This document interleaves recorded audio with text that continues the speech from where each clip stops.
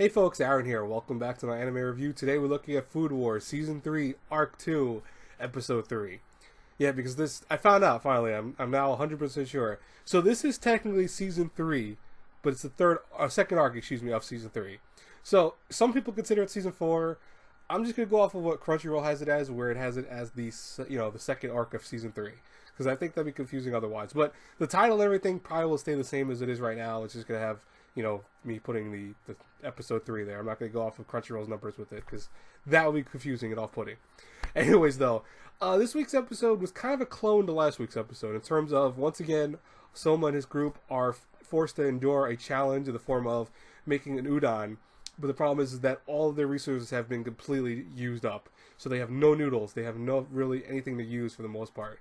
They were lucky, though. Erina taught them something before she had left, where they knew how to use potatoes as noodles, and so they made like this udon made out of potatoes and various other things and stuff like that, and instantly passed their challenge. Which you see how hard these guys are trying, but at the same time you're like, if the people who didn't want them to pass, Central didn't want them to pass so hardcore, why are they letting them use anything at all? Like at this point, if you're cheating this hardcore to stop Souma and his group of rebels from passing, just take away all their ingredients at this point. Like, what the heck?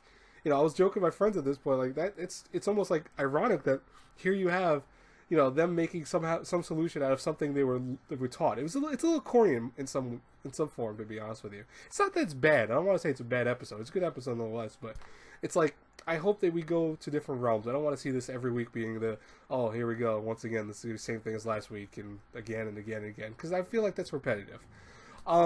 But we do have, there's a caveat to what happened with this week's episode that makes things very interesting for next week's. But first, I want to talk about it real fast. I like how we found out more about Erina, where Erina had gone to Hokkaido many times, but everyone was like sightseeing and stuff like that. She told them she never got the chance to see Hokkaido for anything beyond, going to someone's place and seeing their food and tasting it, because she was the God's tongue, still technically is the God's tongue. So, it's like, you kind of feel bad for Erina. You realize more and more why she's so stuck up. It's because really she didn't grow up in an environment like, with Souma and the rest of them, where they're so happy. You see her looking at that and realizing that's not the world she lived in. She's lived up into her whole life in this kind of like royal type of environment that, she has a lot to learn. So it's like, I forgive her for a lot of her actions and the way she acts now. I'm starting to see more of her as, someone that really did go through a tragic background for the most part. I will say, though, that I do think next week's episode will be interesting because of the fact that they were all tricked into going onto this other train. And, Erina's assistant calls her and says, we're on the train that left already. Where are you guys at?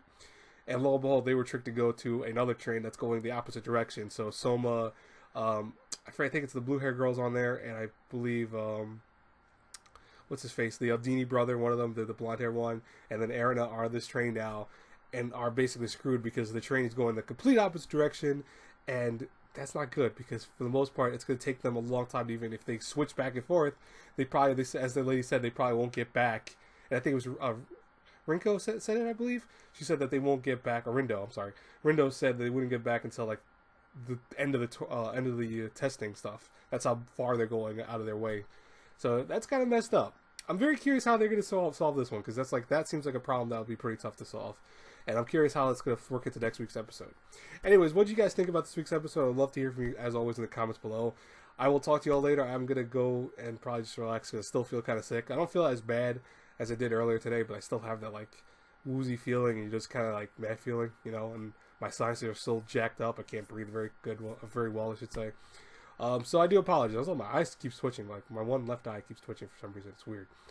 Anyways, though, I'll talk to you guys later. Have a great, blessed night, everyone. God bless you all. See you tomorrow with more reviews.